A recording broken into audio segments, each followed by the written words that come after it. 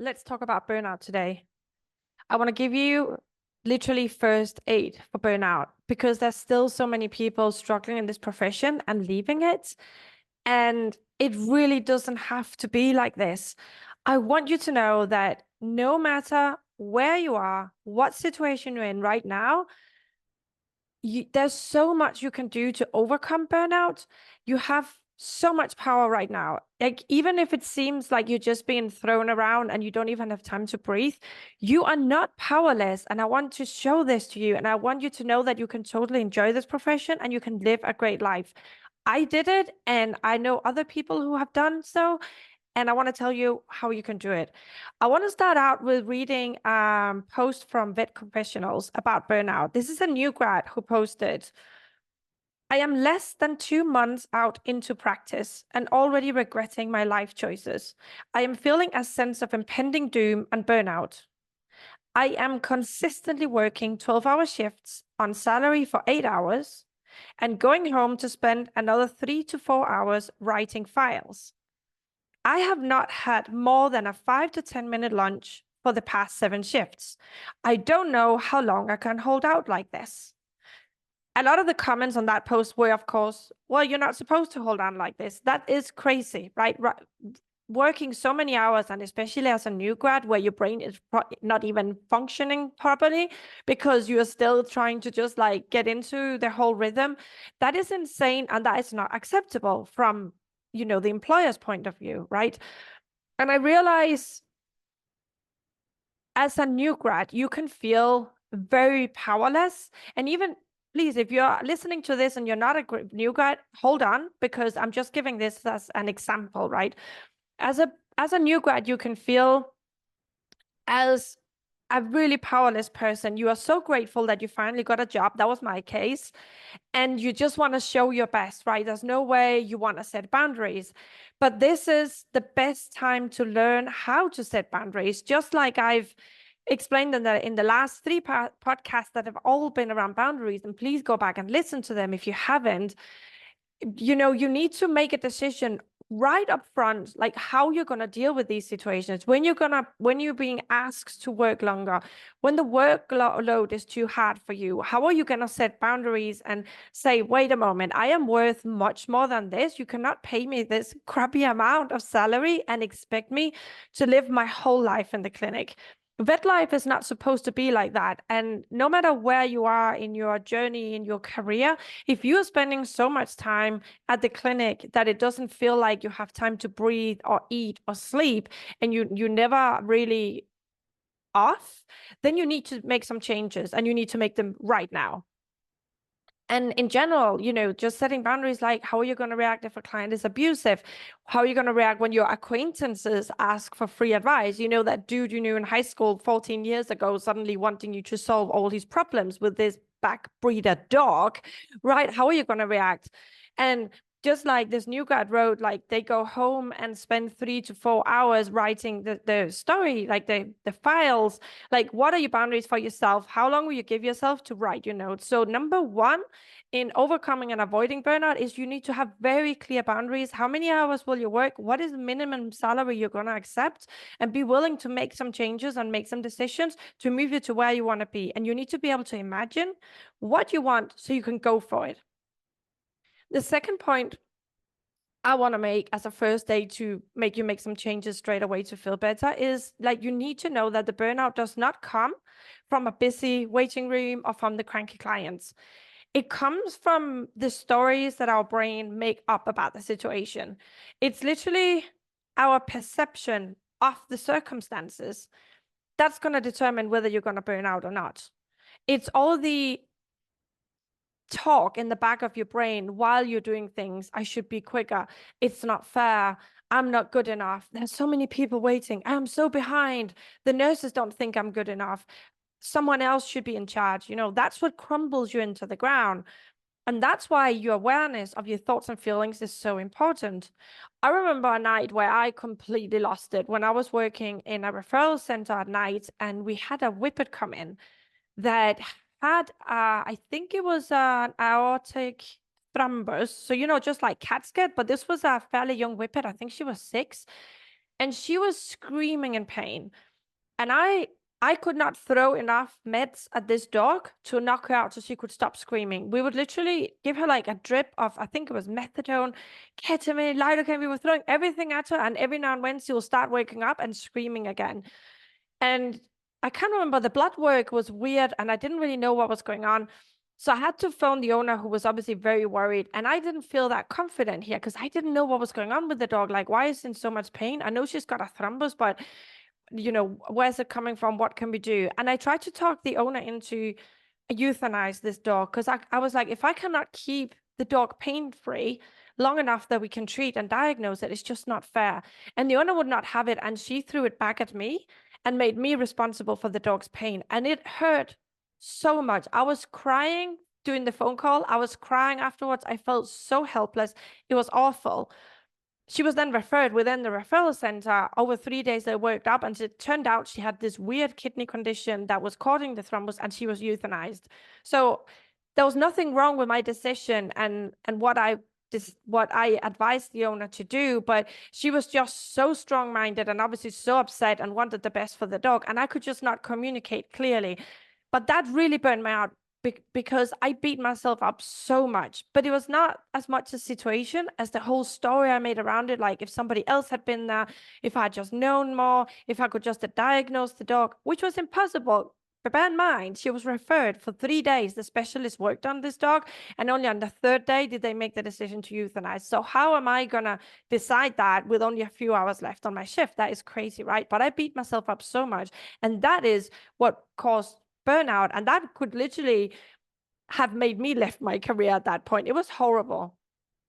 So if I had only known back then, I would have journaled on it. And then I would have seen that there was nothing else I could have done. It was just my lack of confidence and not being able to come through to the client as, no, this is what we need to do, right? It was me being, oh, I don't know, I didn't trust myself. That was what caused the whole situation and what caused me to feel so bad, but not as much as the dog screaming in pain, which is obviously horrible on any day. The third point I want to make when you're in burnout is something you don't want to hear. This is one of those, I'm going to give you what you need, not what you want. But sleep, exercise, and nutrition, they are essentials if you want to thrive in VetMed. Well, they're essential if you want to thrive in life in general. And if we take first sleep, I mean, there's so many books out there, podcasts, so many tools you can use to find out the best way to have good sleep. All I want to say here is you cannot lie awake sweating over things you should have done better, because then you're not going to get sleep. So that reiterates what I said before, that you need to be able to journal and be able to realize, that in the day, what made you burn out, right? Instead of just looking at the facts, looking at all your thoughts around it, and how important journaling is before bedtime to wind out. I know one of my clients, what she used to do was to, I think, phone her partner on the drive home, and she would just like offload on the drive home and discuss the cases, and that was a really big help. Other people will record themselves on audio and just get it out of their brains. And my favorite tool is to journal and just get your thoughts down and out of your head before you go to bed.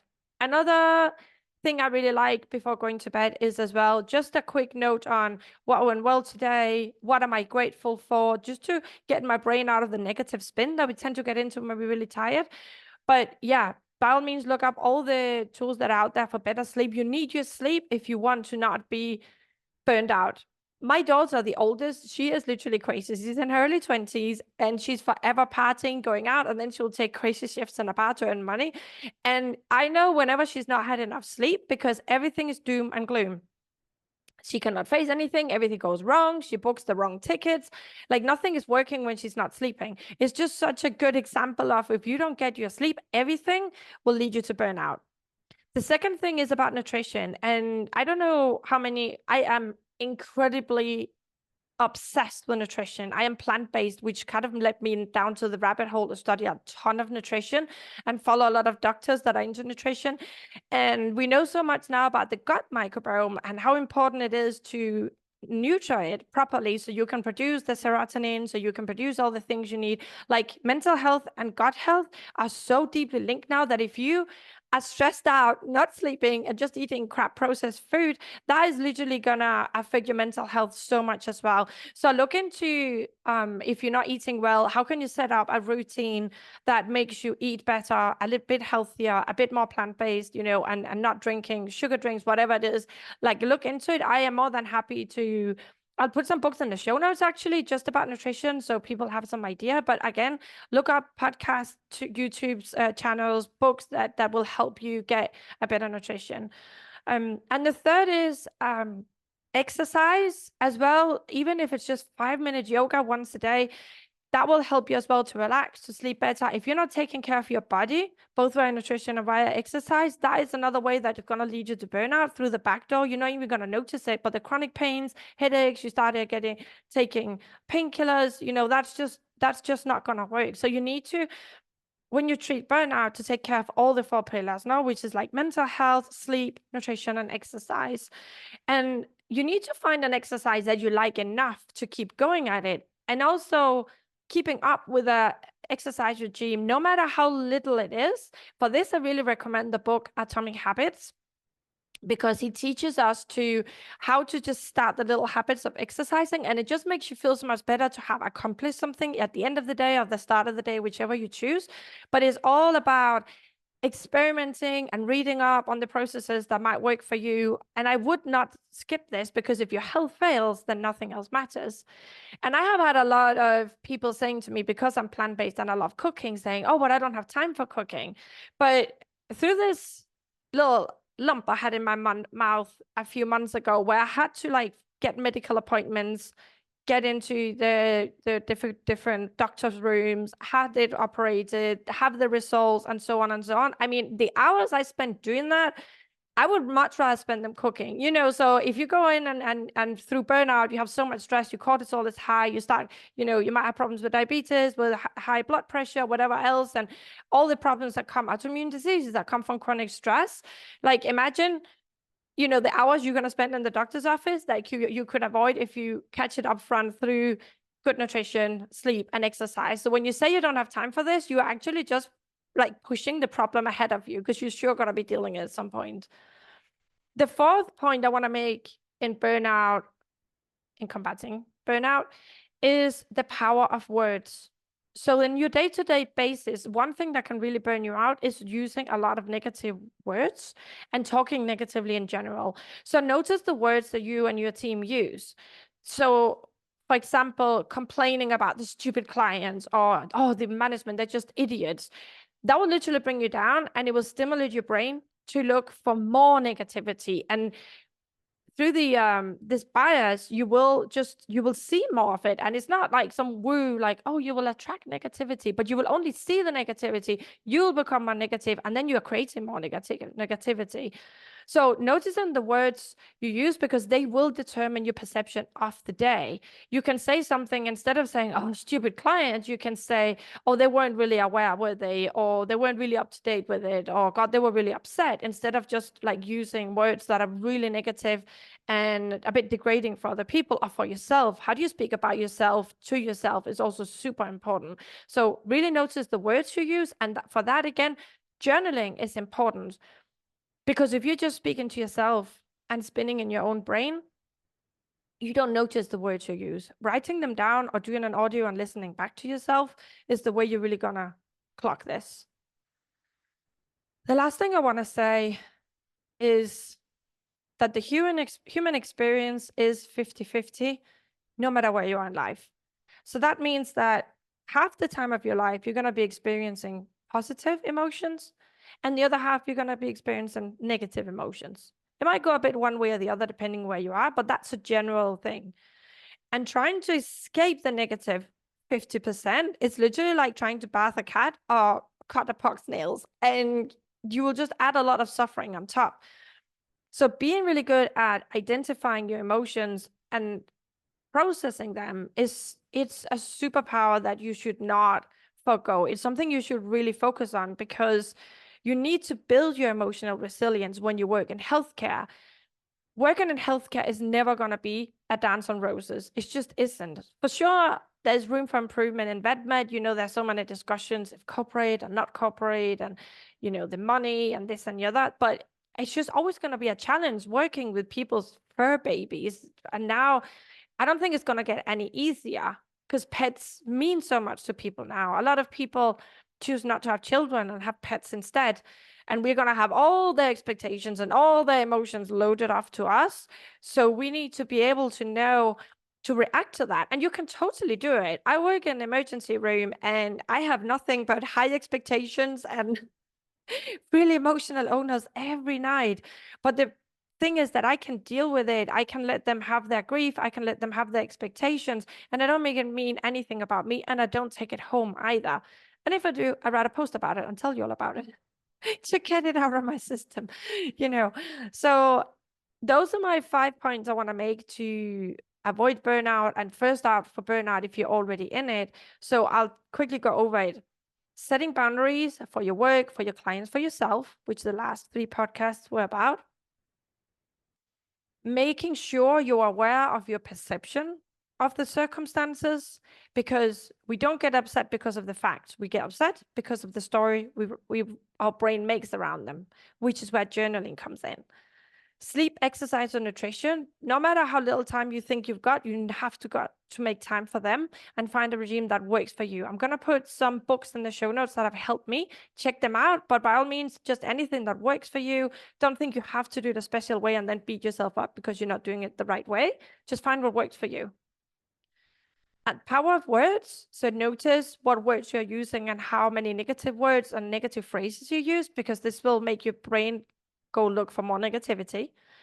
And also accept that 50% of the time, you're just going to have negative emotions like disappointment, shame, sadness, upset, angry, and learn to identify the feelings and process them. That is going to create the emotional resilience you need to work in healthcare, which is always a challenging job.